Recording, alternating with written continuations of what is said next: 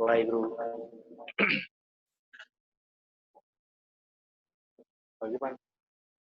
वाहिगुरु वाहिगुरु जी का खालसा वाहिगुरु जी की फतेह। बहुत बहुत धन्यवाद आप सब संगत जुड़ गए हो गुरुमत क्लास के नाल। ये बहुत चंगी गल है कि जुड़दियां ही करीब 16 तो 17 जाने जो असी जुड़ चुके ने। ਇਹਦੇ ਨਾਲ ਫਾਇਦਾ ਤੁਹਾਨੂੰ ਵੀ ਹੈ ਤੇ ਸਾਨੂੰ ਵੀ ਹੈ ਕਿਉਂਕਿ ਸਮਾਂ ਛੇਤੀ ਸਮਾਪਤ ਹੋ ਜਾਂਦਾ ਹੈ ਤੇ ਜਿੰਨੀ ਜਲਦੀ ਆਪ ਜੀ ਜੁੜਦੇ ਹੋ ਫਿਰ ਉਹਦੇ ਨਾਲ ਹੀ ਆਪਾਂ ਜਿਹੜੀ ਇਹ ਕਲਾਸ ਸ਼ੁਰੂ ਕਰ ਲੈਂਦੇ ਆ। ਸੋ ਫਿਲਹਾਲ ਅਜੇ ਵੀ ਸੰਗਤ ਜੁੜ ਰਹੀ ਹੈ। ਇੱਕ ਅੱਧਾ ਮਿੰਟ ਆਪਾਂ ਦੇਖਦੇ ਹਾਂ ਫਿਰ ਆਪਾਂ ਕਲਾਸ ਦੀ ਆਰੰਭਤਾ ਕਰਦੇ ਹਾਂ।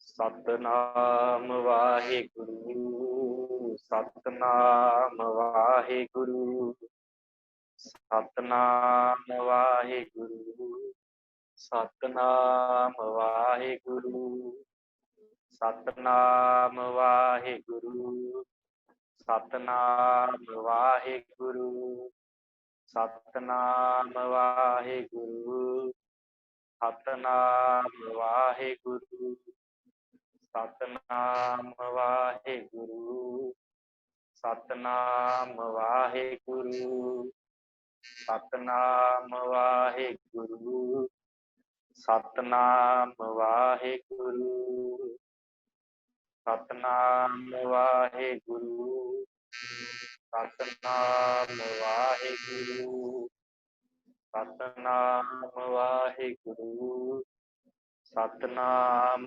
वाहिगुरु। वाहिगुरु जी का खालसा वाहिगुरु जी की फतेह।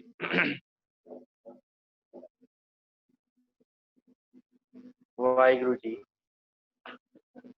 साध संगत जी ਆਪਾਂ ਕੱਲ ਮੁਹਾਰਨੀ ਜੋ ਸੀ ਉਹ ਸੰਪੂਰਨ ਕਰ ਲਈ ਸੀ, ਕੰਪਲੀਟ ਕਰ ਲਈ ਸੀ ਤੇ ਜਿਨ੍ਹਾਂ ਨੇ ਮੁਹਾਰਨੀ ਆਪਣੀ ਪਕਾਉਣੀ ਹੈ, ਪੱਕੀ ਕਰਨੀ ਹੈ, ਲਗਾ ਮਾਤਰਾ ਨੂੰ ਪਕਾਉਣਾ ਹੈ, ਉਹਨਾਂ ਲਈ ਖਾਸ ਬੇਨਤੀ ਹੈ ਕਿ ਅੱਜ ਜਾਂ ਕੱਲ ਤੱਕ ਜੋ ਵੀਡੀਓ ਬਣੀ ਸੀ ਉਹ YouTube ਦੇ ਉੱਪਰ ਜੋ ਚੈਨਲ ਗੁਰਦੁਆਰਾ ਸਾਹਿਬ ਦਾ ਬਣਿਆ ਹੈ ਗੁਰੂ ਗੋਬਿੰਦ ਸਿੰਘ ਜੀ ਸ਼ਾਣੀ ਗੁਰਦੁਆਰੇ ਦਾ ਨਾਮ ਲੈ ਕੇ ਆਪ ਜੀ ਸਰਚ ਕਰ ਸਕਦੇ ਹੋ।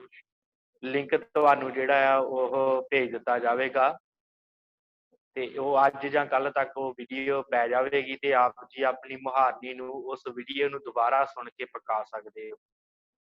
ਜਿਵੇਂ ਕੱਲ ਹਰਪ੍ਰੀਤ ਵੀਰ ਜੀ ਕਹਿ ਰਹੇ ਸੀ ਕਿ ਅੰਗਾਂ ਔਰ ਨਈਆਂ ਦੀ ਆਵਾਜ਼ ਜਿਹੜੀ ਹੈ ਉਹ ਨਹੀਂ ਆਉਂਦੀ, ਚੰਗੀ ਤਰ੍ਹਾਂ ਸਿੱਖਣੀ ਪੈਣੀ ਹੈ ਤੇ ਸਾਧ ਸੰਗਤ ਇਹ ਜਿਹੜੀਆਂ ਧੁਨੀਆਂ ਹੁੰਦੀਆਂ ਇਹਨਾਂ ਦੀ ਆਵਾਜ਼ ਸਿੱਖਣ ਵਾਸਤੇ ਵਾਰ-ਵਾਰ ਪ੍ਰੈਕਟਿਸ ਕਰਨੀ ਪੈਂਦੀ ਹੈ ਤੇ ਫਿਰ ਹੀ ਇਹ ਧੁਨੀਆਂ ਪੱਕਦੀਆਂ ਹਨ।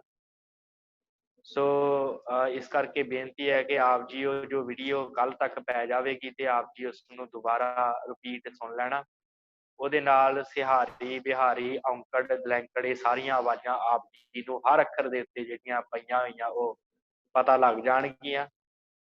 ਸੋ ਅੱਜ ਅਸੀਂ ਜੋ ਆਰੰਭਤਾ ਕਰਨੀ ਹੈ ਜਪਜੀ ਸਾਹਿਬ ਜੀ ਦੇ ਪਾਠ ਦੀ ਆਰੰਭਤਾ ਕਰਨੀ ਆ ਤੇ ਸਭ ਤੋਂ ਪਹਿਲਾਂ ਆਪਾਂ ਜਪਜੀ ਸਾਹਿਬ ਬਾਣੀ ਬਾਰੇ ਥੋੜੀ ਜਿਹੀ ਵਿਚਾਰ ਕਰਕੇ ਫਿਰ ਜੋ ਆਪ ਜੀ ਦੀ ਸਕਰੀਨ ਤੇ ਆ ਰਿਹਾ ਹੈ ਇੱਕ ਓੰਕਾਰ ਤੋਂ ਲੈ ਕੇ ਨਾਨਕ ਹੋਸੀ ਭੀ ਸੱਚ ਤੱਕ ਇਸ ਮੂਲ ਮੰਤਰ ਅਤੇ ਸ਼ਲੋਕ ਨੂੰ ਆਪਾਂ ਵਿਚਾਰਨਾ ਹੈ ਤੇ ਇਹਦੀ ਆਪਾਂ ਸੰਥਿਆ ਕਰਨੀ ਹੈ। ਉਸ ਤੋਂ ਬਾਅਦ ਆਪਾਂ ਜੇ ਸਮਾਂ ਹੋਇਆ ਤੇ ਅਗਲੀਆਂ ਪੌੜੀਆਂ ਦੀ ਵੀ ਜਿਹੜੀ ਹੈ ਉਹ ਨਾਲ ਹੀ ਸੰਥਿਆ ਜਿਹੜੀ ਉਹ ਆਰੰਭ ਕਰ ਦੇਵਾਂਗੇ। ਸਾਧ ਸੰਗਤ ਸਤਿਗੁਰਾਂ ਦੀ ਇਹ ਬਹੁਤ ਆਨੰਦਮਈ ਬਾਣੀ ਦਾ ਇਹ ਹਿੱਸਾ ਹੈ। ਸਭ ਤੋਂ ਪ੍ਰਚਲਿਤ ਬਾਣੀ ਹੈ ਜਪਜੀ ਸਾਹਿਬ। ਸੰਸਾਰ ਦੇ ਵਿੱਚ ਜੇਕਰ ਅਸੀਂ ਦੇਖੀਏ ਤੇ ਸਭ ਤੋਂ ਪ੍ਰਸਿੱਧ ਬਾਣੀ ਗੁਰੂ ਨਾਨਕ ਸਾਹਿਬ ਦੀ ਇਹ ਜਪਜੀ ਸਾਹਿਬ ਬਾਣੀ ਹੈ।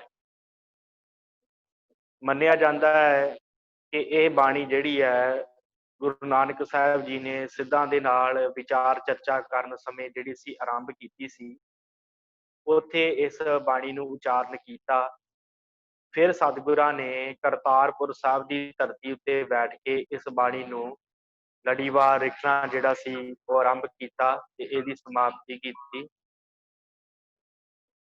ਇਸ ਬਾਣੀ ਨੂੰ ਜਦੋਂ ਅਸੀਂ ਗੁਰੂ ਗ੍ਰੰਥ ਸਾਹਿਬ ਜੀ ਦੇ ਵਿੱਚ ਦੇਖਦੇ ਹਾਂ, ਪੁਰਾਣੀਆਂ ਬੀੜਾਂ ਦੇ ਅੰਦਰ ਇਸ ਬਾਣੀ ਨੂੰ ਜਪ ਨਿਸ਼ਾਨ ਕਰਕੇ ਲਿਖਿਆ ਗਿਆ ਹੈ।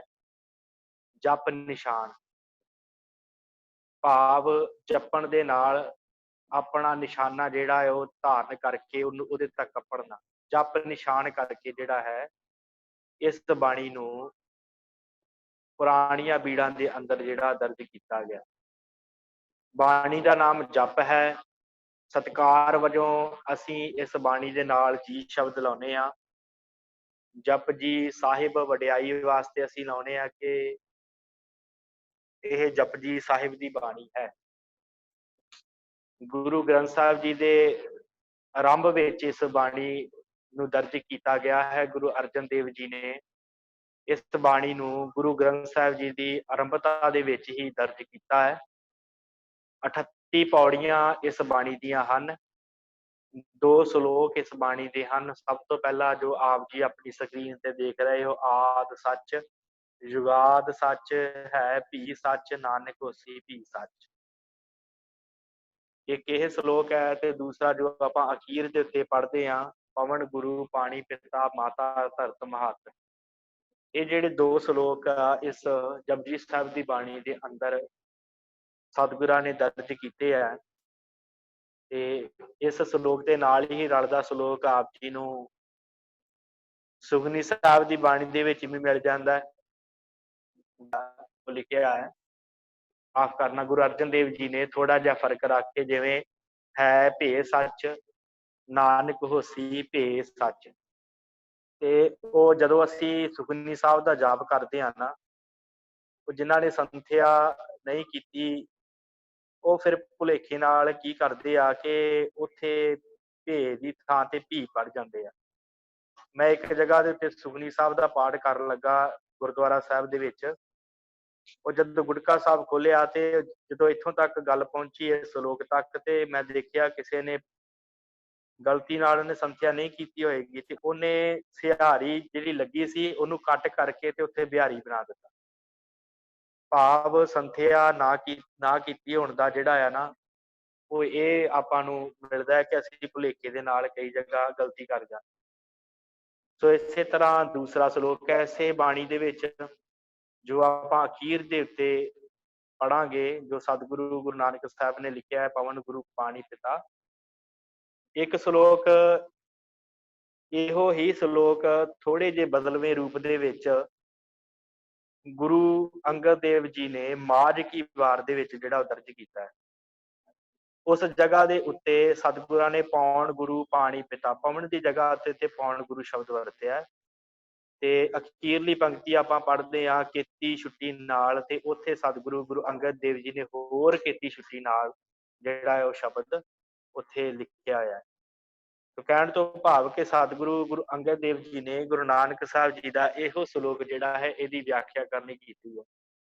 ਇੱਥੇ ਸਤਿਗੁਰਾਂ ਨੇ ਕਿਹਾ ਕਿ ਕੀਤੀ ਛੁੱਟੀ ਨਾਲ, ਤੇ ਜੇ ਪੁੱਛਿਆ ਕਿ ਸਤਿਗੁਰੂ ਕਿੰਨੇ ਕੁ ਜਾਣੇ, ਕਿੰਨਿਆਂ ਦੀ ਕੀਤੀ ਛੁੱਟੀ ਹੋ ਸਕਦੀ ਆ, ਕਿੰਨੇ ਕੁ ਸੰਸਾਰ ਦੇ ਉੱਤੋਂ ਤਰ ਸਕਦੇ ਆ।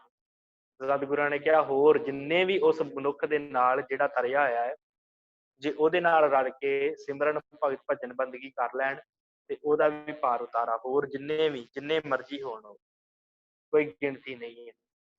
ਸੋ ਇਸ ਤਰ੍ਹਾਂ ਇਹ ਜਿਹੜੇ 2 ਸ਼ਲੋਕ ਹਨ, ਇਹ ਸਭ ਤੋਂ ਪਹਿਲਾਂ ਜਿਹੜੀ ਆਰੰਭਤਾ ਦੇ ਵਿੱਚ ਗੁਰਪ੍ਰਸਾਦ ਤੱਕ ਇਸ ਨੂੰ ਅਸੀਂ ਮੂਲ ਮੰਤਰ ਦਾ ਨਾਮ ਦਿੰਦੇ ਹਾਂ। ਮੂਲ ਮੰਤਰ ਤੋਂ ਭਾਵ ਸਾਡਾ ਮੁੱਢ, ਮੂਲ ਦਾ ਅਰਥ ਹੁੰਦਾ ਹੈ ਮੁੱਢ, ਮੰਤਰ ਤੋਂ ਭਾਵ ਉਹ ਮੰਤਰ ਜਿਹੜਾ ਸਾਡਾ ਮੁੱਢ ਹੋਵੇ, ਜਿੱਥੋਂ ਗੱਲ ਆਰੰਭ ਕੀਤੀ ਗਈ ਹੋਵੇ। ਪੁਰਾਣੇ ਸਮਿਆਂ ਦੇ ਵਿੱਚ ਸਾਧ ਸੰਗਤ ਜਦੋਂ ਕੋਈ ਆਪਣਾ ਗ੍ਰੰਥ ਤਿਆਰ ਕਰਦਾ ਸੀ ਨਾ, ਗ੍ਰੰਥ ਲਿਖਦਾ ਸੀ, ਤੇ ਉਹ ਸਭ ਤੋਂ ਪਹਿਲਾਂ ਇਹ ਜਿਹੜਾ ਸੀ ਆਪਣਾ ਇੱਕ ਮੰਤਰ ਉਚਾਰ ਕੇ ਲਿਖਦਾ ਸੀ, ਜਿਹਨੂੰ ਮੰਗਲਾਚਰਨ ਕਿਹਾ ਜਾਂਦਾ ਸੀ, ਮੰਗਲ ਕਰਦਾ ਸੀ। ਤੇ ਆਪ ਜੀ ਜਦੋਂ ਕੁਝ ਗ੍ਰੰਥਾਂ ਨੂੰ ਪੜ੍ਹੋਗੇ ਤੇ ਉਹਨਾਂ ਦੇ ਉੱਤੇ ਸਰਸਵਤੀ ਦਾ ਵੰਦਨ ਜ਼ਿਆਦਾ ਮਿਲਦਾ ਹੈ, ਜਾਂ ਸ਼੍ਰੀ ਗਣੇਸ਼ ਦਾ, ਕਿਉਂਕਿ ਆਪਾਂ ਭਾਰਤ ਵਿੱਚ ਰਹਿੰਦੇ ਹਾਂ ਤੇ ਇੱਥੋਂ ਦੇ ਗ੍ਰੰਥੀ ਪੜਾਂਗੇ ਤੇ ਉਹਨਾਂ ਦੇ ਵਿੱਚ ਸ਼੍ਰੀ ਗਣੇਸ਼ ਜੀ ਦਾ ਮੰਗਲ ਕੀਤਾ ਹੋਇਆ ਮਿਲਦਾ ਜ਼ਿਆਦਾ, ਤੇ ਜਾਂ ਜਿਹੜਾ ਹੈ ਸਰਸਵਤੀ ਜੀ ਦਾ ਮੰਗਲ ਕੀਤਾ ਹੋਇਆ ਜਿਹੜਾ ਉਹ ਮਿਲਦਾ ਹੈ। ਪਰ ਗੁਰੂ ਨਾਨਕ ਸਾਹਿਬ ਨੇ ਦੇਖੋ ਕਿੱਡੀ ਕਮਾਲ ਕਰ ਦਿੱਤੀ, ਸਭ ਤੋਂ ਪਹਿਲਾਂ ਜੇ ਮੰਤਰ ਜੇ ਮੰਗਲ ਕੀਤਾ ਹੀ ਹੈ ਤੇ ਉਸ ਅਕਾਲ ਪੁਰਖ ਦਾ ਕੀਤਾ ਹੈ। ਉਸ ਅਕਾਲ ਪੁਰਖ ਦੇ ਨਾਲ ਸਿੱਧੀ ਹੀ ਸਿੱਖ ਨੂੰ ਜੋੜਨ ਦੀ ਸਤਿਗੁਰਾਂ ਨੇ ਜਿਹੜੀ ਤਾਕੀਦ ਕੀਤੀ ਹੈ ਕਿ ਸਿੱਖ ਕਿਸੇ ਸਰਸਵਤੀ ਦਾ ਜਾਂ ਕਿਸੇ ਗਣੇਸ਼ ਦੇ ਨਾਲ ਜੁੜਨਾ ਨਹੀਂ ਹੈ। ਸਿੱਖ ਨੇ ਜੇ ਜੁੜਨਾ ਹੈ ਤੇ ਉਸ ਅਕਾਲ ਪੁਰਖ ਪਰਮਾਤਮਾ ਦੇ ਨਾਲ ਜੁੜਨਾ ਹੈ। ਇਸ ਕਰਕੇ ਇਹ ਜਿਹੜਾ ਸਭ ਤੋਂ ਪਹਿਲਾਂ ਆਪ ਜੀ ਗੁਰਪ੍ਰਸਾਦ ਤੱਕ ਜੋ ਹੈ ਇਹ ਮੂਲ ਮੰਤਰ ਹੈ, ਸਾਡਾ ਮੁੱਢ ਹੈ, ਜਿੱਥੋਂ ਗੱਲ ਆਰੰਭ ਹੁੰਦੀ ਹੈ। ਗੁਰੂ ਗੋਬਿੰਦ ਸਿੰਘ ਸਾਹਿਬ ਸੱਚੇ ਪਾਤਸ਼ਾਹ ਜੀ ਦੇ ਸਮੇਂ ਇੱਕ ਸਾਖੀ ਆਉਂਦੀ ਹੈ ਕਿ ਸਤਿਗੁਰਾਂ ਨੇ ਕਿਹਾ ਕਿ ਭਾਈ ਸਾਨੂੰ ਕੋਈ ਸਮੁੱਚੇ ਗੁਰੂ ਗ੍ਰੰਥ ਸਾਹਿਬ ਜੀ ਦੇ ਅਰਥ ਕਰਕੇ ਜਿਹੜਾ ਆ ਉਹ ਸੁਣਾਵੇ। ਜੇ ਕੋਈ ਸਿੱਖ ਸਾਨੂੰ ਸਮੁੱਚੇ ਗੁਰੂ ਗ੍ਰੰਥ ਸਾਹਿਬ ਜੀ ਦੇ ਕੀ ਮਾਇਨੇ ਕੀ ਭਾਵ ਅਰਥ ਹੈ ਉਹ ਸਾਨੂੰ ਦੱਸੇ। ਪਰ ਸਮਾਂ ਜਿਹੜਾ ਹੈ ਉਹ ਇੰਨਾ ਕੀ ਹੈ ਕਿ ਜਦੋਂ ਅਸੀਂ ਘੋੜੇ ਦੀ ਰਕਾਬ ਦੇ ਵਿੱਚ ਪੈਰ ਰੱਖੀਏ, ਇੰਨਾ ਸਮਾਂ ਹੈ ਸਿਰਫ। ਇੰਨੇ ਸਮੇਂ ਦੇ ਵਿੱਚ ਸਾਨੂੰ ਜਿਹੜਾ ਹੈ ਇਸ ਗੁਰੂ ਗ੍ਰੰਥ ਸਾਹਿਬ ਜੀ ਦੀ ਬਾਣੀ ਦੇ ਭਾਵ ਦੱਸੋ। ਤੇ ਉਸ ਸਮੇਂ ਫਿਰ ਇੱਕ ਸਿੱਖ ਜਿਹੜਾ ਸੀ ਉਹਨੇ ਆ ਕੇ ਕਿਹਾ ਸਤਿਗੁਰੂ ਜੀ ਆਪ ਜੀ ਦੀ ਜੇ ਕਿਰਪਾ ਹੋਵੇ ਤੇ ਮੈਂ ਇਹ ਜਿਹੜੀ ਗੱਲ ਆ ਆਪ ਜੀ ਦੀ ਕਿਰਪਾ ਦੇ ਦੁਆਰਾ ਕਥਨ ਕਰ ਸਕਦਾ, ਜੇ ਆਪ ਜੀ ਕਿਰਪਾ ਕਰੋ। ਤੇ ਉਸ ਸਮੇਂ ਫਿਰ ਜਦੋਂ ਸਤਿਗੁਰੂ ਗੁਰੂ ਗੋਬਿੰਦ ਸਿੰਘ ਮਹਾਰਾਜ ਸੱਚੇ ਪਾਤਸ਼ਾਹ ਜੀ ਨੇ ਕਿਹਾ ਕਿ ਠੀਕ ਹੈ ਭਾਈ, ਜੇ ਤੂੰ ਰੱਖ ਸਕਦਾ ਹੈ ਸਾਡੀ ਇਸ ਗ੍ਰੰਥ ਦੀ ਵਿਆਖਿਆ ਬਾਰੇ ਤੂੰ ਕਰ ਸਕਦਾ ਹੈ, ਗੁਰੂ ਗ੍ਰੰਥ ਸਾਹਿਬ ਦੀ ਵਿਆਖਿਆ ਕਰ ਸਕਦਾ ਹੈ, ਤੇ ਫਿਰ ਤੁਹਾਨੂੰ ਦੱਸੀ ਵੀ ਕੀ ਅਰਥ ਬਣਦੇ ਸਮੁੱਚੇ ਗੁਰੂ ਗ੍ਰੰਥ ਸਾਹਿਬ ਜੀ ਦੇ। ਜਦੋਂ ਸਤਿਗੁਰਾਂ ਨੇ ਘੋੜੇ ਦੀ ਰਕਾਬ ਦੇ ਵਿੱਚ ਪੈਰ ਰੱਖਿਆ ਤੇ ਉਸ ਸਮੇਂ ਸਿੱਖ ਨੇ ਉਚਾਰਨ ਕੀਤਾ ਇੱਕ ਓੰਕਾਰ ਸਤਿਗੁਰ ਪ੍ਰਸਾਦ, ਕਿ ਸਮੁੱਚੇ ਗੁਰੂ ਗ੍ਰੰਥ ਸਾਹਿਬ ਜੀ ਦਾ ਜੋ ਭਾਵ ਅਰਥ ਹੈ ਉਹ ਇੱਕ ਓੰਕਾਰ ਸਤਿਗੁਰ ਪ੍ਰਸਾਦ ਹੈ। ਜੋ ਅਸੀਂ ਹਰ ਬਾਣੀ ਦੇ ਆਰੰਭਤਾ ਦੇ ਵਿੱਚ, ਹਰ ਅਸ਼ਟਪਦੀ ਦੇ ਆਰੰਭਤਾ ਦੇ ਵਿੱਚ ਅਸੀਂ ਗੁਰੂ ਗ੍ਰੰਥ ਸਾਹਿਬ ਦੇ ਵਿੱਚ ਪੜਾਂਗੇ। ਇਸੇ ਹੀ ਮੂਲ ਮੰਤਰ ਦਾ ਜਿਹੜਾ ਛੋਟਾ ਸਰੂਪ ਮੰਗਲ ਕਰਕੇ ਲਿਖਿਆ ਹੋਇਆ। ਸੋ ਸਾਧ ਸੰਗਤ ਕਹਿਣ ਤੋਂ ਭਾਵ ਕਿ ਜਿਹੜੀ ਸਮੁੱਚਾ ਜਪਜੀ ਸਾਹਿਬ ਦੀ ਬਾਣੀ ਹੈ ਉਹ ਸਾਰੀ ਦੀ ਸਾਰੀ ਬਾਣੀ ਜਿਹੜੀ ਹੈ ਇਸ ਮੂਲ ਮੰਤਰ ਦੇ ਦੁਆਲੇ ਘੁੰਮਦੀ ਹੈ। ਇਸੇ ਦੀ ਵਿਆਖਿਆ ਤੁਸੀਂ ਕਹਿ ਲਓ ਕਿ ਜਪਜੀ ਸਾਹਿਬ ਹੈ, ਤੇ ਜਪਜੀ ਸਾਹਿਬ ਦੀ ਵਿਆਖਿਆ ਸਮੁੱਚਾ ਸ੍ਰੀ ਗੁਰੂ ਗ੍ਰੰਥ ਸਾਹਿਬ ਹੈ। ਤੇ ਸਿੱਖ ਨੇ ਜਦੋਂ ਕਿਹਾ ਇੱਕ ਓੰਕਾਰ ਸਤਿਗੁਰ ਪ੍ਰਸਾਦ, ਤੇ ਇਹਦਾ ਮਾਇਨਾ ਇਹ ਬਣਦਾ ਹੈ ਕਿ ਉਹ ਇੱਕ ਅਕਾਲ ਪੁਰਖ ਪਰਮਾਤਮਾ ਸੱਚਾ ਹੈ, ਪਰ ਉਹਦੀ ਪ੍ਰਾਪਤੀ ਕਿਵੇਂ ਹੈ? ਗੁਰਪ੍ਰਸਾਦ, ਗੁਰੂ ਦੀ ਕਿਰਪਾ ਦੁਆਰਾ। ਸਿੱਖ ਨੇ ਬਾਣੀ ਪੜ੍ਹਨੀ ਹੈ ਗੁਰੂ ਦਾ ਓਟ ਆਸਰਾ ਲੈ ਕੇ, ਕਾਹਦੇ ਵਾਸਤੇ? ਅਕਾਲ ਪੁਰਖ ਦੇ ਵਿੱਚ ਭੇਦ ਹੋਣ ਵਾਸਤੇ। ਸੋ ਇਸ ਤਰ੍ਹਾਂ ਇਹ ਜਿਹੜਾ ਸਭ ਤੋਂ ਪਹਿਲਾਂ ਸਾਨੂੰ ਮੂਲ ਮੰਤਰ ਹੈ, ਇਸ ਮੂਲ ਮੰਤਰ ਨੂੰ ਸਭ ਤੋਂ ਪਹਿਲਾਂ ਜਿਹੜੀ ਆਰੰਭਤਾ ਹੁੰਦੀ ਹੈ ਇੱਕ ਓੰਕਾਰ, ਇਸ ਸ਼ਬਦ ਨੂੰ ਆਪਾਂ ਪੜ੍ਹਨਾ ਹੈ। ਇੱਕ ਓੰਕਾਰ, ਇਹਨੂੰ ਇੱਕ ਓਮਕਾਰ ਜਾਂ ਇੱਕ ਅਮਕਾਰ ਇਸ ਤਰ੍ਹਾਂ ਨਹੀਂ ਪੜ੍ਹਨਾ, ਕੋਈ ਇੱਕ ਓੰਕਾਰ ਇਸ ਤਰ੍ਹਾਂ ਕਰਕੇ ਇਸ ਸ਼ਬਦ ਦਾ ਉਚਾਰਨ ਹੈ। ਜੋ ਪਰਲੇ ਪਾਸੇ ਆਪ ਜੀ ਹੋੜਾ ਦੇਖ ਰਹੇ ਹੋ, ਇਹ ਕਾਰ ਰੂਪ ਲੱਗਾ ਹੋਇਆ।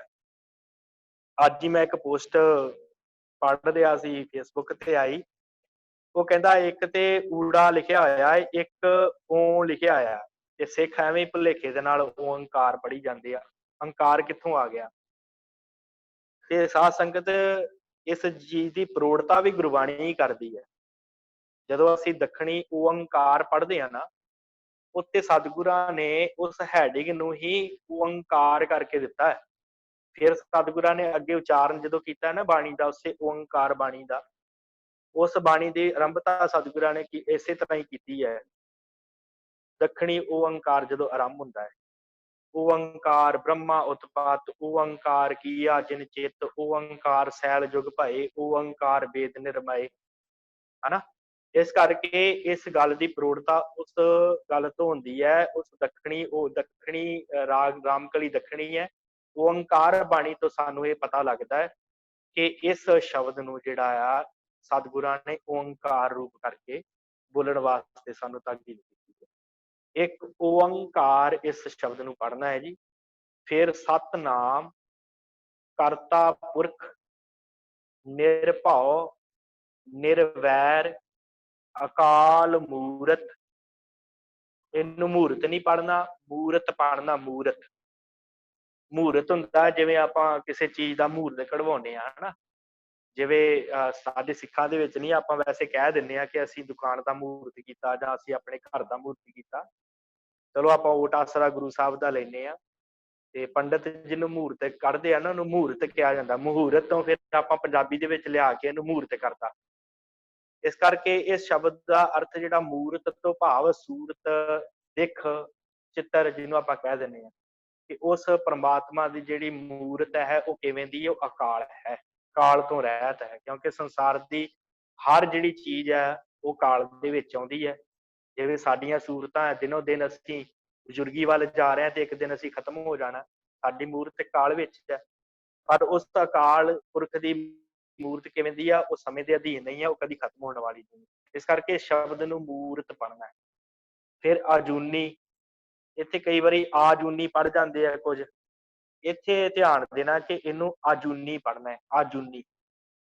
ਤੇ ਕਈ ਵਾਰੀ ਆਜੂਨੀ ਸਹਿਬੰਗ ਇਕੱਠਾ ਪੜ ਜਾਂਦੇ ਆ, ਇਕੱਠਾ ਨਹੀਂ ਪੜ੍ਹਨਾ। ਆਜੂਨੀ ਵੱਖਰਾ ਹੈ, ਸਹਿ ਭੰਗ ਪੱਬੇ ਦੇ ਉੱਤੇ ਟਿੱਪੀ ਭੰਗ, ਪੱਬੇ ਟਿੱਪੀ ਭੰਗ ਆਪਾਂ ਪੜ੍ਹਿਆ ਸੀ ਨਾ ਕੱਲ। ਸਹਿ ਭੰਗ ਗੁਰ ਪ੍ਰਸਾਦ, ਪ੍ਰਸਾਦ ਸ਼ਬਦ ਪੜ੍ਹਨਾ ਹੈ, ਪ੍ਰਸ਼ਾਦ ਨਹੀਂ ਪੜ੍ਹਨਾ। ਕਈ ਬਿੰਦੀ ਲਾ ਕੇ ਪੜ੍ਹ ਜਾਂਦੇ ਆ ਨਾ, ਪ੍ਰਸ਼ਾਦ ਨਹੀਂ, ਉਹ ਪ੍ਰਸ਼ਾਦ ਨਹੀਂ। ਇੱਥੇ ਪ੍ਰਸਾਦ ਦਾ, ਇੱਥੇ ਪ੍ਰਸਾਦ ਦਾ ਜਿਹੜਾ ਅਰਥ ਹੈ ਉਹ ਹੈ ਕਿਰਪਾ, ਕਿ ਗੁਰੂ ਦੀ ਕਿਰਪਾ ਦੇ ਨਾਲ ਗੁਰ ਪ੍ਰਸਾਦ। ਠੀਕ ਹੈ ਜੀ। ਇੱਕ ਓੰਕਾਰ ਸਤਨਾਮ ਕਰਤਾ ਪੁਰਖ ਨਿਰਭਉ ਨਿਰਵੈਰ ਅਕਾਲ ਮੂਰਤ ਆਜੂਨੀ ਸਹਿ ਭੰਗ ਗੁਰ ਪ੍ਰਸਾਦ। ठीक है जी। फिर जप, जप जो बाणी आरंभ हुई है उसका नाम आ गया, सतगुरां ने नाम वरत्या जप बाणी। जप का भाव यह भी है भी सिखा तू जपना है, ते जपना किनू है। उस तो बाद सतगुरां ने अगे दसिया कि आदि सच जुगाद सच है भी सच नानक होसी भी सच। ठीक है जी। ਇੱਥੇ ਭੀ ਸ਼ਬਦ ਆਇਆ ਹੈ ਤੇ ਸੁਖਨੀ ਸਾਹਿਬ ਦੇ ਵਿੱਚ ਭੇ ਸ਼ਬਦ ਆਇਆ ਹੈ। ਇਸ ਸ਼ਬਦ ਦਾ ਤੁਸੀਂ ਥੋੜਾ ਜਿਹਾ ਧਿਆਨ ਰੱਖਣਾ। ਜਦੋਂ ਅਸੀਂ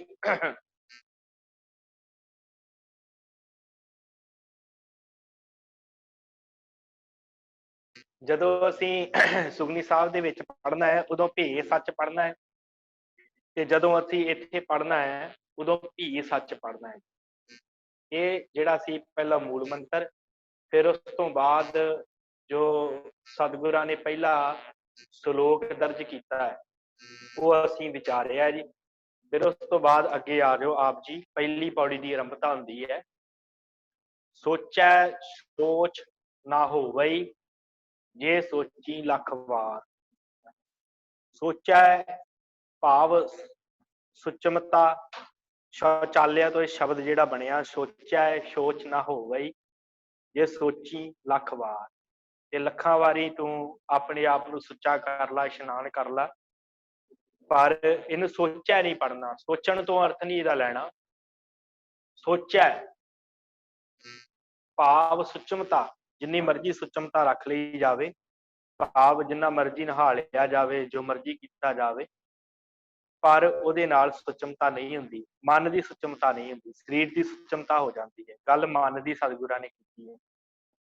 ਫਿਰ ਉਸ ਤੋਂ ਬਾਅਦ ਚੁੱਪੈ ਚੁੱਪ ਨਾ ਹੋਵਈ, ਇੱਥੇ ਸ਼ਬਦ ਹੋਵਈ ਪੜ੍ਹਨਾ ਹੈ ਜੀ, ਹੋਵੀ ਨਹੀਂ ਪੜ੍ਹਨਾ। ਹੋਵਈ ਵਵਾ ਲੱਗਾ ਹੈ ਨਾ ਵਿੱਚ, ਹੋਵਈ ਸ਼ਬਦ ਜਿਹੜਾ ਆ ਉਹ ਪੜ੍ਹਨਾ ਹੈ। ਚੁੱਪੈ ਚੁੱਪ ਨਾ ਹੋਵਈ ਜੇ ਲਾਏ ਰਹਾ ਲਿਵਤਾਰ। ਫਿਰ ਉਸ ਤੋਂ ਬਾਅਦ ਚੁੱਪ ਰਹਿਣ ਦੇ ਨਾਲ ਜਿਹੜਾ ਪ੍ਰਾਪਤੀ ਨਹੀਂ ਹੈ, ਭੁੱਖਿਆ ਭੁੱਖ ਨਾ ਉਤਰੀ, ਜੇ ਬੰਨਾ ਪੁਰੀਆਂ ਭਾਰ। ਭੁੱਖਿਆ ਭੁੱਖ ਨਾ ਉਤਰੀ, ਇੱਥੇ ਵਿਸ਼ਰਾਮ ਹੈ, ਜੇ ਬੰਨਾ ਪੁਰੀਆਂ ਭਾਰ। ਠੀਕ ਹੈ ਜੀ, ਕਿ ਮਨੁੱਖ ਦੀ ਤ੍ਰਿਸ਼ਨਾ ਜਿਹੜੀ ਹੈ, ਭੁੱਖ ਜਿਹੜੀ ਹੈ, ਉਹ ਜਿੰਨੀ ਮਰਜ਼ੀ ਆਪਣੀ ਵਧਾ ਲਵੇ ਪਰ ਉਹਦੇ ਨਾਲ ਪ੍ਰਾਪਤੀ ਨਹੀਂ, ਭਾਵੇਂ ਉਹ ਸਾਰੀਆਂ ਪੁਰੀਆਂ ਦੀ ਪੰਡ ਬੰਨ ਲਵੇ ਮਾਇਆ ਦੀ ਧਨ ਪਦਾਰਥਾਂ, ਪਰ ਉਹਦੀ ਭੁੱਖ ਨਹੀਂ ਜਿਹੜੀ ਉਹ ਖਤਮ ਹੋਣੀ। ਫਿਰ ਸਹਿਸ ਸਿਆਣਪਾਂ ਲੱਖ ਹੋਹੇ, ਇੱਥੇ ਸ਼ਬਦ ਹੋਹੇ ਹੈ ਜੀ, ਹਾਹੇ ਹੋੜਾ ਹਾਹੇ ਸਿਆਰੀ, ਹੋਹੇ। ਸਹਿਸ ਸਿਆਣਪਾਂ ਲੱਖ ਹੋਹੇ, ਤਾਂ ਇੱਕ ਨਾ ਚੱਲੈ ਨਾਲ।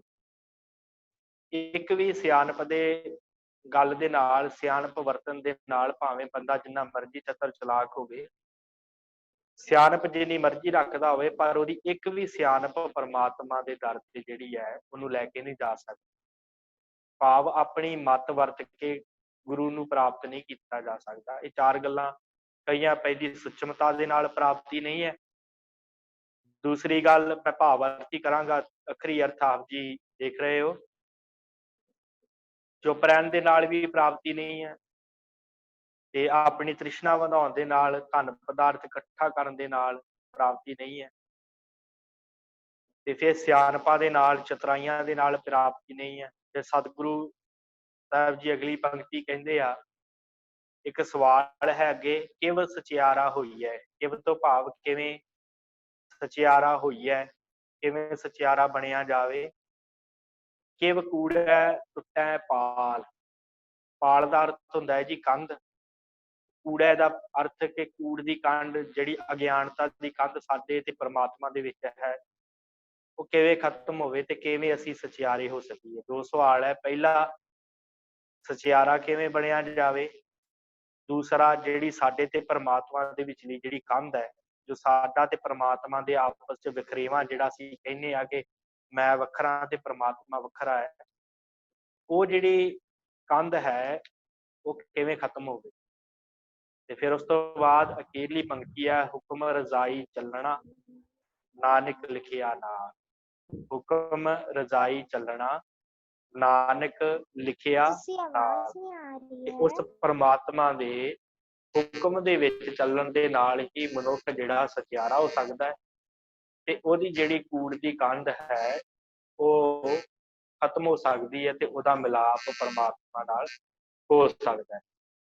ਫਿਰ ਹੀ ਉਹਦਾ ਭਲਾ ਹੋ ਸਕਦਾ ਹੈ, ਜੇ ਉਹ ਪਰਮਾਤਮਾ ਨੂੰ ਯਾਦ ਕਰੇ ਕਿਸੇ ਤਰ੍ਹਾਂ ਦੀ ਕੋਈ ਸਿਆਣਪ ਦੇ ਨਾਲ, ਚੁੱਪ ਰਹਿਣ ਦੇ ਨਾਲ, ਤੇ ਇਸ਼ਨਾਨ ਕਰਕੇ ਸੁਚਮਤਾ ਰੱਖਣ ਦੇ ਨਾਲ ਕਿਸੇ ਤਰ੍ਹਾਂ ਦਾ ਉਹਨੂੰ ਫਾਇਦਾ ਨਹੀਂ ਹੋਣ ਵਾਲਾ। ਫਿਰ ਉਸ ਤੋਂ ਬਾਅਦ ਸਤਿਗੁਰਾਂ ਨੇ ਹੁਕਮ ਦੀ ਗੱਲ ਕੀਤੀ ਹੈ। ਦੂਸਰੀ ਪੌੜੀ ਦੀ ਆਰੰਭਤਾ ਹੋਣ ਲੱਗੀ ਹੈ ਜੀ। ਆਪ ਜੀ ਦੇਖ ਰਹੇ ਹੋ ਕਿ ਪਹਿਲੀ ਜਿਹੜੀ ਪੌੜੀ ਖਤਮ ਹੋਈ ਹੈ, ਉਹਦੇ ਅਖੀਰ ਤੇ 1 ਨੰਬਰ ਲਿਖਿਆ ਸੀ। ਹੁਣ ਇਹ ਦੂਸਰੀ ਪੌੜੀ ਸ਼ੁਰੂ ਹੋਈ ਆ, ਇਹਦੇ ਅਖੀਰ ਦੇ ਉੱਤੇ ਤੁਸੀਂ ਦੇਖ ਸਕਦੇ ਹੋ 2 ਨੰਬਰ ਲਿਖਿਆ। ਉੱਥੇ ਪਹਿਲੀ ਪੌੜੀ ਦੀ ਸਮਾਪਤੀ ਹੈ। ਇੱਥੋਂ ਹੁਣ ਇਹ ਜਿਹੜੀ ਹੈ, ਹੁਕਮੀ ਹੋਵਨ ਆਕਾਰ, ਇਹਨੂੰ ਆਕਾਰ ਪੜ੍ਹਨਾ। ਕਾਲੀ ਕਾਲੀ ਚ ਆਪਾਂ ਆਕਾਰ ਪੜ੍ਹ ਜਾਂਦੇ ਹਾਂ, ਇਹਨੂੰ ਆਕਾਰ ਸ਼ਬਦ ਪੜ੍ਹਨਾ। ਹੁਕਮੀ ਹੋਵਨ ਆਕਾਰ, ਹੁਕਮ ਨਾ ਕਹਿਆ ਜਾਏ। ਪਰਮਾਤਮਾ ਦਾ ਹੁਕਮ ਕਹਿਆ ਨਹੀਂ ਜਾ ਸਕਦਾ। ਸਾਰੇ ਸੰਸਾਰ ਦੇ ਜਿਹੜੇ ਆਕਾਰ ਆ, ਜੋ ਵੀ ਸਾਨੂੰ ਦਿਖਦਾ ਹੈ, ਜੋ ਵੀ ਅਣ ਦਿਖਦਾ ਹੈ, ਉਹਦੇ ਹੁਕਮ ਦੇ ਵਿੱਚ ਬਣਿਆ ਹੋਇਆ। ਹੁਕਮੀ ਹੋਵਨ ਜੀ, ਹੁਕਮ ਮਿਲੈ ਵਡਿਆਈ। ਇਹਨੂੰ ਜੀਆ ਨਹੀਂ ਪੜ੍ਹਨਾ, ਨਾ ਜੀ ਪੜ੍ਹਨਾ ਹੈ। ਜੀ ਥੋੜਾ ਜਿਹਾ ਇਹਨੂੰ ਇਸ ਤਰ੍ਹਾਂ ਦਾ ਪੜ੍ਹਨਾ ਹੈ। ਹੁਕਮੀ ਹੋਵਨ ਜੀ, ਅੱਧਾ ਜਿਹੜਾ, ਹੁਕਮ ਮਿਲੈ ਵਡਿਆਈ। ਇੱਕ ਇੱਥੇ ਜੀ ਦਾ ਅਰਥ ਹੈ ਜੀਵ, ਜਿਵੇਂ ਅਸੀਂ ਹੋ ਗਏ ਜਾਂ ਸੰਸਾਰ ਤੇ ਜਿੰਨੇ ਵੀ ਜੀਵ ਜੰਤੂ ਹਨ, ਉਹਨਾਂ ਦਾ ਅਰਥ ਹੈ ਇੱਥੇ ਕਿ ਹੁਕਮ ਦੇ ਵਿੱਚ ਹੀ ਜਿੰਨੇ ਵੀ ਜੀਵ ਉਹ ਪੈਦਾ ਹੋ ਰਹੇ ਆ। ਹੁਕਮ ਮਿਲੈ ਵਡਿਆਈ, ਹੁਕਮ ਦੇ ਵਿੱਚ ਹੀ ਉਹਨਾਂ ਨੂੰ ਵਡਿਆਈ ਅਕਾਲ ਪੁਰਖ ਜਿਹੜਾ ਦੇ ਰਿਹਾ ਹੈ। ਕੋਈ ਚੰਗੇ ਬਣ ਰਿਹਾ, ਕੋਈ ਮੰਦੇ ਬਣ ਰਿਹਾ, ਹੁਕਮ ਦੇ ਵਿੱਚ ਹੋ ਰਿਹਾ ਸਾਰਾ ਕਾਰਨ। ਫਿਰ ਉਸ ਤੋਂ ਬਾਅਦ ਸਤਿਗੁਰਾਂ ਨੇ ਅੱਗੇ ਕਿਹਾ ਕਿ ਹੁਕਮੀ ਉੱਤਮ ਨੀਚ। ਇਹ ਹੁਕਮ ਦੇ ਵਿੱਚ ਹੀ ਉੱਚਮਤਾ ਔਰ ਨੀਚਤਾ ਹੈ। ਕੋਈ ਉੱਪਰ लिख रहा है दोबारे कर बेनती है कि ऊपर स्क्रीन पे, क्योंकि आपकी स्क्रीन पे भी आ रहा है सारा कुछ, तो आप क्योंकि फिर क्लास थोड़ी डिस्टर्ब होती है, साइड से पेन आ जाता है तो भी जो मैं स्क्रीन शेयर करदा ਤੇ ਸਮਾਂ ਥੋੜਾ ਰਹਿ ਗਿਆ, 10 ਮਿੰਟ ਦਾ ਸਮਾਂ ਰਹਿ ਗਿਆ, तो ਜੇ ਆਪਾਂ ਇਸ ਤਰ੍ਹਾਂ ਕਲਾਸ ਡਿਸਟਰਬ ਕਰਾਂਗੇ ਤੇ ਉਹ ਫਿਰ ਗੱਲ ਨਹੀਂ ਕੀ ਬਣਨੀ। ਸੋ ਬੇਨਤੀ ਹੈ ਕਿ ਸਕਰੀਨ ਦੇ ਉੱਪਰ ਨਾ ਲਿਖੋ ਆਪ। ਸੋ ਹੁਕਮੀ ਉੱਤਮ ਨੀਚ, ਇੱਥੇ ਵਿਸ਼ਰਾਮ ਹੈ। ਹੁਕਮ ਲਿਖ ਦੁੱਖ ਸੁੱਖ ਪਾਈਏ। ਹੁਕਮ ਦੇ ਵਿੱਚ ਹੀ ਉੱਚਮਤਾ ਔਰ ਨੀਚਤਾ ਹੈ। ਕੁਝ ਮਨੁੱਖ ਸੰਸਾਰ ਤੇ ਉੱਚੇ ਆ, ਕੁਝ ਨੀਵੇਂ ਆ, ਕੁਝ ਬੜੀਆਂ ਉੱਚੀਆਂ ਉੱਚੀਆਂ ਉਪਾਧੀਆਂ ਤੇ ਬੈਠੇ ਆ, ਕੁਝ ਨੀਵੇਂ ਆ। ਪਰ ਸਤਿਗੁਰੂ ਕਹਿੰਦੇ ਆ ਕਿ ਇਹ ਜਿਹੜੀ ਉੱਚਮਤਾ ਔਰ ਨੀਚਤਾ ਵੀ ਹੁਕਮ ਦੇ ਵਿੱਚ ਹੈ। ਹੁਕਮ ਲਿਖ ਦੁੱਖ ਸੁੱਖ ਪਾਈਏ, ਤੇ ਉਹਦੇ ਹੁਕਮ ਦੇ ਅਨੁਸਾਰ ਹੀ ਅਸੀਂ ਆਪਣੇ ਕਰਮਾਂ ਦਾ ਲਿਖਿਆ ਹੋਇਆ ਦੁੱਖ ਸੁੱਖ ਜਿਹੜਾ ਆ ਉਹ ਪਾ ਰਹੇ ਆ। ਪਾਈ ਇਹ ਸ਼ਬਦ ਜਿਹੜਾ ਇੱਥੇ ਆਪਾਂ ਵਰਤਣਾ, ਪਾਈ ਹੈ, ਪਾਈ ਹੈ ਨਹੀਂ, ਪਾਈ ਹੈ ਐੜਾ ਹਾਏ ਸਿਆਈ, ਪਾਈ ਹੈ। ਹੁਕਮੀ ਉੱਤਮ ਨੀਚ, ਹੁਕਮ ਲਿਖ ਦੁੱਖ ਸੁੱਖ ਪਾਈਆ ਹੈ। ਇੱਕ ਨਾ ਹੁਕਮੀ ਬਖਸ਼ੀਸ, ਇੱਕ ਹੁਕਮੀ ਸਦਾ ਪਵਾਈ ਹੈ। ਇੱਕ ਨਾ ਨੂੰ ਪਰਮਾਤਮਾ ਦੀ ਬਖਸ਼ਿਸ਼ ਮਿਲਦੀ ਹੈ ਹੁਕਮ ਦੇ ਵਿੱਚ ਹੀ, ਇੱਕ ਜਿਹੜੇ ਆ ਉਹ ਵਾਰ-ਵਾਰ ਜੰਮਦੇ ਤੇ ਮਰਦੇ ਰਹਿੰਦੇ ਆ। ਭਵਾਈ ਹੈ ਵਾਰ-ਵਾਰ ਜਨਮ ਮਰਨ ਦੇ ਚੱਕਰ ਦੇ ਵਿੱਚ ਪੈਣਾ, ਭਵਾਈ ਹੈ। ਇਹਨੂੰ ਇਸ ਤਰ੍ਹਾਂ ਪੜ੍ਹਨਾ ਹੈ। ਹੁਕਮੈ ਅੰਦਰ ਸਭ ਕੋ, ਬਾਹਰ ਹੁਕਮ ਨਾ ਕੋਏ। ਸਾਰਾ ਸੰਸਾਰ, ਸਾਰੀ ਸ੍ਰਿਸ਼ਟੀ, ਸਾਰਾ ਪਸਾਰਾ ਉਸ ਪਰਮਾਤਮਾ ਦੇ ਹੁਕਮ ਦੇ ਵਿੱਚ ਹੈ। ਬਾਹਰ ਹੁਕਮ ਨਾ ਕੋਏ, ਪਰਮਾਤਮਾ ਦੇ ਹੁਕਮ ਤੋਂ ਬਾਹਰ ਕੁਝ ਵੀ ਨਹੀਂ। ਹੁਕਮੈ ਅੰਦਰ ਸਭ ਕੋ, ਇੱਥੇ ਵਿਸ਼ਰਾਮ, ਵਿਸ਼ਰਾਮ ਤੋਂ ਭਾਵ ਕਿ ਇੱਥੇ ਰੁਕਣਾ ਹੈ ਥੋੜਾ ਜਿਹਾ। ਬਾਹਰ ਹੁਕਮ ਨਾ ਕੋਏ, ਹੁਕਮ ਤੋਂ ਬਾਹਰੀ ਕੋਈ ਨਹੀਂ ਹੈ। ਫਿਰ ਨਾਨਕ ਹੁਕਮੈ ਜੇ ਬੁੱਝੈ, ਹੁਕਮੇ ਨਹੀਂ ਹੁਕਮੈ, ਕਲਾਵਾਂ ਲੱਗੀਆਂ ਹੋਈਆਂ। ਨਾਨਕ ਹੁਕਮੈ ਜੇ ਬੁੱਝੈ, ਬੁੱਝੈ ਤੋਂ ਭਾਵ ਬੁੱਝਣਾ, ਜਾਣਨਾ। ਇੱਕ ਬੁਝਿਆ ਹੁੰਦਾ, ਆਪਾਂ ਇਹ ਜਿਵੇਂ ਕਹਿੰਦੇ ਦੀਵਾ ਬੁਝਾ ਦੇ ਜਾਂ ਕੋਈ ਚੀਜ਼ ਬੁਝਾ ਦੇ, ਅੱਗ ਬੁਝਾ ਦੇ, ਉਹ ਬੁਝਾਉਣਾ ਹੁੰਦਾ ਹੈ। ਤੇ ਇਹ ਬੁੱਝਣਾ ਸ਼ਬਦ ਹੁਕਮੈ, ਨਾਨਕ ਹੁਕਮੈ ਜੇ ਬੁੱਝੈ, ਜਾਣੇ ਪਛਾਣੇ ਹੁਕਮ ਨੂੰ, ਤਾਂ ਹਉਮੈ ਕਹੇ ਨਾ ਹੋਏ। ਫਿਰ ਜਿਹੜੀ ਸਾਡੀ ਹਉਮੈ ਜਿਹੜੀ ਖਤਮ ਹੋ ਸਕਦੀ ਹੈ। ਤੇ ਜਦੋਂ ਹਉਮੈ ਖਤਮ ਹੋ ਗਈ, ਫਿਰ ਕੂੜ ਦੀ ਕੰਧ ਖਤਮ ਹੋ ਜਾਏਗੀ ਤੇ ਫਿਰ ਪਰਮਾਤਮਾ ਨਾਲ ਮਿਲਾਪ ਹੈ। ਗੱਲ ਕੀ ਹੈ ਸਤਿਗੁਰਾਂ ਨੇ ਕੀਤੀ ਕਿ ਹੁਕਮ ਦੇ ਵਿੱਚ ਚੱਲਣ ਦੇ ਨਾਲ ਹੀ ਮਨੁੱਖ ਦਾ ਜਿਹੜਾ ਉਹ ਭਲਾ ਹੈ।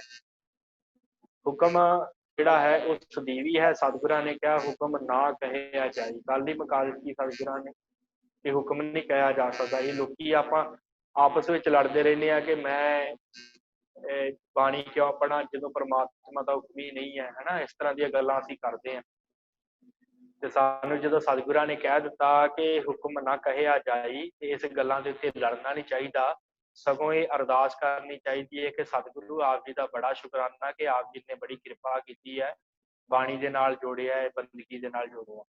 ਇਹਨਾਂ ਗੱਲਾਂ 'ਚ ਨਹੀਂ ਸਿੱਖ ਨੂੰ ਪੈਣਾ ਚਾਹੀਦਾ ਕਿ ਮੈਂ ਬਾਣੀ ਕਿਉਂ ਪੜ੍ਹਾਂ, ਜਦੋਂ ਕਿਰਪਾ ਹੋਊਗੀ, ਜਦੋਂ ਹੁਕਮ ਹੋਊਗਾ ਤਦੋਂ ਬਾਣੀ ਪੜ੍ਹਾਂਗਾ, ਜਦੋਂ ਉਹਦੇ ਹੁਕਮ 'ਚ ਸਾਰਾ ਚੱਲਦੇ ਆ। ਇਸ ਕਰਕੇ ਸਾਡੀਆਂ ਤੁਸ਼ ਬੁੱਧੀ ਦੀਆਂ ਗੱਲਾਂ, ਇਹ ਪਿਆਰ ਵਾਲੀਆਂ ਗੱਲਾਂ ਨਹੀਂ ਹੈ। ਜਦੋਂ ਗੁਰੂ ਨਾਲ ਪਿਆਰ ਹੋਵੇ ਫਿਰ ਬਾਣੀ ਪੜ੍ਹਨ ਨੂੰ ਤੇ ਆਟੋਮੈਟਿਕਲੀ ਦਿਲ ਕਰਦਾ ਹੈ। ਫਿਰ ਤੇ ਬੰਦਾ ਕਹਿੰਦਾ ਮੈਂ ਗੁਟਕਾ ਛੱਡਾਂ ਹੀ ਨਾ ਹੱਥ ਵਿੱਚੋਂ, ਸਿਮਰਨ ਹੀ ਕਰੀ ਜਾਵਾਂ। ਇਸ ਕਰਕੇ ਇਹ ਜਿਹੜੀਆਂ ਜਿਨ੍ਹਾਂ ਲੋਕਾਂ ਨੇ ਬਹਾਨੇ ਲੱਭਣੇ ਹੁੰਦੇ ਨਾ, ਉਹ ਫਿਰ ਇਹਨਾਂ ਗੱਲਾਂ ਦੇ ਵਿੱਚੋਂ ਬਹਾਨੇ ਲੱਭਦੇ ਆ। ਪਰ ਸਤਿਗੁਰਾਂ ਨੇ ਗੱਲ ਕੀ ਮੁਕਾਤੀ, ਹੁਕਮ ਨਾ ਕਹਿਆ ਜਾਏ। ਉਸ ਤੋਂ ਬਾਅਦ ਅੱਗੇ ਆਪ ਜੀ ਆ ਗਏ। ਇਹ ਤੀਸਰੀ ਪੌੜੀ ਦੀ ਆਰੰਭਤਾ ਹੁੰਦੀ ਹੈ। ਗਾਵੈ ਕੋ ਤਾਨ, ਹੋਵੇ ਕਿਸੈ ਤਾਨ। ਕੋਈ ਗਾ ਰਿਹਾ ਹੈ ਜਿਹਨੂੰ ਪ੍ਰਮਾਤਮਾ ਨੇ ਬਲ ਦਿੱਤਾ ਹੈ, ਤਾਨ ਦਾ ਅਰਥ ਹੁੰਦਾ ਹੈ ਬਲ। ਹੋਵੇ ਕਿਸੈ ਤਾਨ, ਤੇ ਕੋਈ ਪ੍ਰਮਾਤਮਾ ਨੂੰ ਤਾਂ ਗਾ ਰਿਹਾ ਕਿ ਉਹਨੂੰ ਬਲ ਮਿਲੇ। ਕੁਝ ਜਿਹਨੂੰ ਤਾਕਤ ਦਿੱਤੀ ਹੈ ਪ੍ਰਮਾਤਮਾ ਨੇ ਗਾਉਣ ਦੀ, ਉਹਦਾ ਨਾਮ ਜਪਣ ਦੀ, ਸਿਮਰਨ ਕਰਨ ਦੀ, ਬੰਦਗੀ ਕਰਨ ਦੀ, ਉਹ ਤਾਂ ਗਾ ਰਿਹਾ ਹੈ। ਤੇ ਕੁਝ ਗਾ ਰਹੇ ਆ ਕਿ ਪ੍ਰਮਾਤਮਾ ਸਾਨੂੰ ਕਿਰਪਾ ਕਰ, ਸਾਨੂੰ ਆਪਣਾ ਬਲ ਬਖਸ਼ ਕੇ ਅਸੀਂ ਤੈਨੂੰ याद कर सकीए। तान का अर्थ होता है बल। गावै को तान, कोई गा रहा है तान करके, होवै किस तै तान।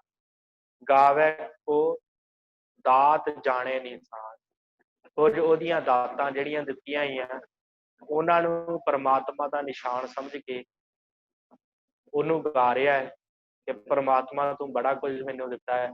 ਉਹਦੀਆਂ ਦਿੱਤੀਆਂ ਹੋਈਆਂ ਦਾਤਾਂ ਨੂੰ ਨਿਸ਼ਾਨ ਸਮਝ ਕੇ ਕੋਈ ਗਾ ਰਿਹਾ ਸੰਸਾਰ। ਗਾਵੈ ਕੋ ਗੁਣ ਵਡਿਆਈਆਂ ਚਾਰ। ਹੁਣ ਇੱਥੇ ਨਾ ਰੁਕਣਾ ਹੈ। ਗਾਵੈ ਕੋ, ਕੋਈ ਗਾਉਂਦਾ ਹੈ ਗੁਣ ਵਡਿਆਈਆਂ ਚਾਰ। ठीक है जी। गावै को तान होवै किसै तान, गावै को दात जाने निशान, गावै को गुण वडियाइयां चार। उसदियां सोहणियां वडियाइयां जिहड़ियां कर करके कोई गा रहा है। गावै को विद्या विखम विचार, कोई चंगी विद्या पढ़ के ग्रंथां दा अभ्यास करके विखम विचार करके दूसरिਆਂ ਨੂੰ सुना रहा है। ਇਹ ਵੀ ਤੇ ਉਹਨੂੰ ਗਾਉਣ ਦਾ ਤਰੀਕਾ ਹੈ ਨਾ, ਗ੍ਰੰਥਾਂ ਨੂੰ ਪੜ੍ਹ ਕੇ ਤੇ ਦੂਸਰਿਆਂ ਨੂੰ ਦੱਸਣਾ। ਕੋਈ ਇਸ ਤਰ੍ਹਾਂ ਪ੍ਰਮਾਤਮਾ ਨੂੰ ਗਾ ਰਿਹਾ ਹੈ। ਗਾਵੈ ਕੋ ਸਾਜ ਕਰੇ ਤਨ ਖੇ, ਕੋਈ ਗਾਉਂਦਾ ਕਿ ਪ੍ਰਮਾਤਮਾ ਤੂੰ ਜੀਵਾਂ ਦਾ ਸਰੀਰ ਬਣਾਉਣਾ ਹੈ, ਸਾਜਦਾ ਹੈ ਜੀਵਾਂ ਨੂੰ ਤੇ ਫਿਰ ਉਹਨਾਂ ਨੂੰ ਖੇਡ ਕਰ ਦਿੰਦਾ। ਕੋਈ ਇਸ ਤਰ੍ਹਾਂ ਦੀਆਂ ਗੱਲਾਂ ਦੇ ਨਾਲ ਪ੍ਰਮਾਤਮਾ ਨੂੰ ਗਾ ਰਿਹਾ ਹੈ। ਗਾਵੈ ਕੋ ਜੀ ਲੈ ਫਿਰਦੇ, ਕੋਈ ਗਾ ਰਿਹਾ ਕਿ परमात्मा ਜੀਆਂ ਨੂੰ ਬਣਾਉਂਦਾ ਹੈ, ਜੀਆਂ ਦੇ ਵਿੱਚ ਆਪਣੀ ਰੂਹ ਫੂਕ ਦਿੰਦਾ ਹੈ ਤੇ ਫਿਰ ਉਹਨਾਂ ਦੇ ਵਿੱਚੋਂ ਜਿੰਦ ਕੱਢ ਲੈਂਦਾ ਹੈ। ਗਾਵੈ ਕੋ ਜਾਪੈ ਦਿਸੈ ਦੂਰ, ਕੋਈ ਗਾ ਰਿਹਾ ਕਿ परमात्मा बड़ी दूर है। ਗਾਵੈ ਕੋ ਵੇਖੈ ਹੱਥ ਰਾਹ ਦੂਰ, ਕੋਈ ਗਾ ਰਿਹਾ ਕਿ परमात्मा बड़ा ही ਨੇੜੇ है। ਇਸ ਤਰ੍ਹਾਂ ਕੋਈ ਗਾ ਰਿਹਾ ਹੈ। कथना कथी न आवे टोट, ਉਹਦੀ ਜਿਹੜੀ ਵਿਚਾਰ ਹੈ, ਉਹਦਾ ਜਿਹੜਾ ਕਥਨ ਹੈ ਉਹ ਨਹੀਂ ਕਿਹਾ ਜਾ ਸਕਦਾ। ਉਹਦੇ ਕਥਨ ਦੀ ਟੋਟ ਜਿਹੜੀ ਉਹ ਨਹੀਂ ਆ ਰਹੀ। ਕਥਨਾ ਕਥੀ ਨਾ ਆਵੇ ਟੋਟ, ਦੇਖੋ ਕਿੰਨਿਆਂ ਦੀ ਗੱਲ ਕੀਤੀ। ਕੋਈ ਤਾਣ ਦੇ ਨਾਲ ਗਾ ਰਿਹਾ ਹੈ, ਕੋਈ ਤਾਣ ਮੰਗਣ ਲਈ ਗਾ ਰਿਹਾ ਹੈ, ਕੋਈ ਦਾਤਾਂ ਨੂੰ ਵੇਖ ਕੇ ਗਾ ਰਿਹਾ ਹੈ, ਕੋਈ ਉਹਦੀਆਂ ਵਡਿਆਈਆਂ ਵੇਖ ਕੇ ਗਾ ਰਿਹਾ ਹੈ, ਕੋਈ ਵਿਦਿਆ ਦੇ ਨਾਲ ਗਾ ਰਿਹਾ ਹੈ ਹਨਾ। ਇਸ ਤਰ੍ਹਾਂ ਕਿੰਨੇ ਜਾਣੇ ਗਾ ਰਹੇ ਹੈ, ਪਰ ਉਹਦੀ ਜਿਹੜੀ ਕਥਨਾ ਕਥੀ ਨਾ ਆਵੇ ਟੋਟ, ਜਿੰਨਾ ਮਰਜ਼ੀ ਕੋਈ ਗਾਈ ਜਾਵੇ ਕਿਸੇ ਤਰ੍ਹਾਂ ਦੀ ਟੋਟ ਨਹੀਂ ਆ ਸਕਦੀ ਉਹਦੇ ਨਾਲ। ਕਥਨਾ ਕਥੀ ਨਾ ਆਵੇ ਟੋਟ, ਕਥ ਕਥ ਕਥੀ ਕੋਟੀ ਕੋਟ ਕੋਟ। ਕਰੋੜਾਂ ਹੀ ਜਿਹੜੇ ਆ ਉਹਨਾਂ ਨੇ ਕਥਿਆ ਹੈ ਪ੍ਰਮਾਤਮਾ ਨੂੰ, ਭਾਵ ਪ੍ਰਮਾਤਮਾ ਦੇ ਬਾਰੇ ਬੜਾ ਹੀ ਬਿਆਨ ਕੀਤਾ ਹੈ, ਬਹੁਤ ਕੁਝ ਬਿਆਨ ਕੀਤਾ, ਪਰ ਕੋਈ ਕਿਸੇ ਤਰ੍ਹਾਂ ਗੱਲ ਨਹੀਂ ਬਣਦੀ ਪਈ। परमात्मा ਜਿਹੜਾ ਕਥਨ ਦੇ ਵਿੱਚ ਨਹੀਂ ਆ ਰਿਹਾ, ਉਹਦੀ ਵਡਿਆਈ ਨਿਤ ਨਵੀਂ ਹੈ। ਇੱਕ ਮਿਥਿਹਾਸ ਹੈ ਕਿ ਜਿਹੜਾ ਸ਼ੀਸ਼ਨਾਗ ਹੈ ਉਹ परमात्मा ਨੂੰ ਜਿਹੜਾ ਆ ਹਰ ਰੋਜ਼ ਨਵੇਂ ਨਾਮ ਦੇ ਨਾਲ ਪੁਕਾਰ ਰਿਹਾ ਹੈ, ਪਰ ਉਹਦੇ ਕੋਲ ਵੀ परमात्मा ਦਾ ਅੰਤ ਜਿਹੜਾ ਉਹ ਪਾਇਆ ਨਹੀਂ ਜਾ ਸਕਦਾ। ਸੋ ਇੱਥੇ ਸਤਿਗੁਰਾਂ ਨੇ ਦੱਸਿਆ ਹੈ ਕਿ ਗਾਓ, ਗਾਉਣਾ ਵੀ ਹੈ, ਪਰ ਇਸ ਕਰਕੇ ਨਹੀਂ ਗਾਉਣਾ ਕਿ ਅਸੀਂ परमात्मा ਦਾ ਅੰਤ ਪਾਉਣਾ ਹੈ, ਸਗੋਂ ਅਸੀਂ परमात्मा ਦੇ ਵਿੱਚ ਲੀਨਤਾ ਪ੍ਰਾਪਤ ਕਰਨੀ ਹੈ। ਕਥ ਕਥ ਕਥੀ ਕੋਟੀ ਕੋਟ ਕੋਟ, ਜਿੰਦਾ ਦੇ ਲੈਂਦੇ ਥੱਕ ਪਾਏ। ਦੇਣ ਵਾਲਾ ਦਾਤਾ ਦੇਈ ਜਾ ਰਿਹਾ ਹੈ, ਉਹ ਜੁਗਾਂ ਜੁਗਾਂ ਤੋਂ ਖਾ ਰਹੇ ਆ परमात्मा ਦਾ ਦਿੱਤਾ ਹੋਇਆ। ਹੁਕਮੀ ਹੁਕਮ ਚਲਾਏ ਰਾਹੋ, ਨਾਨਕ ਵਿਖੇ ਦੇ ਪ੍ਰਵਾਹ।